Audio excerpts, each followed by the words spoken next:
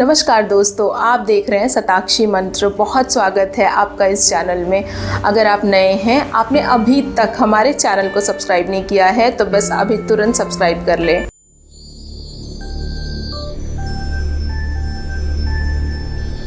आज की स्टोरी सुनने के बाद आप अपनी सोच बदल देंगे, तो वीडियो को एंड तक ज़रूर देखिएगा।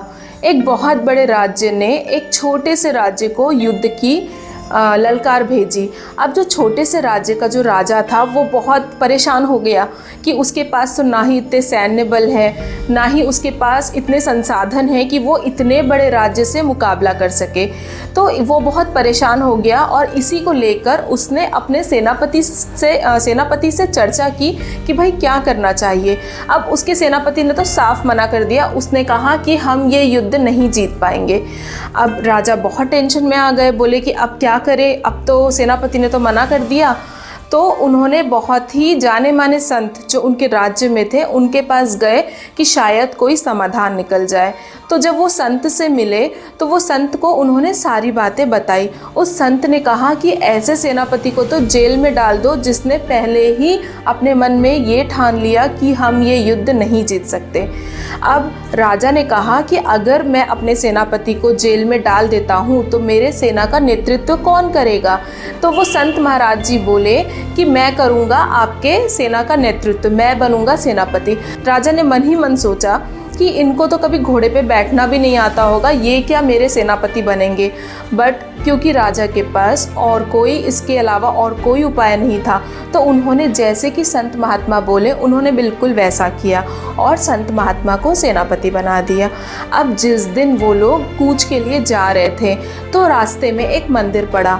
तो संत महात्मा जो कि सेनापति थे उन्होंने कहा, अपने सैनिकों से कहा कि आप रुकिए यहीं पर, मैं ऊपर जाकर उस भगवान से पूछ के आता हूँ कि क्या हम ये युद्ध जीतेंगे या नहीं। तो बाकी सैनिकों ने कहा कि ऐसा थोड़ी ना होता है, अब भगवान ऐसे ही थोड़ी ना बताएंगे कि भाई हम युद्ध जीतेंगे कि नहीं जीतेंगे।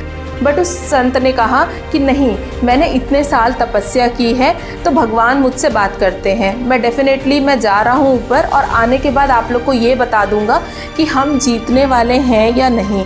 अब ये बोलकर संत जी अकेले ऊपर चले गए। अब सब लोग संत के आने की प्रतीक्षा करने लग गए।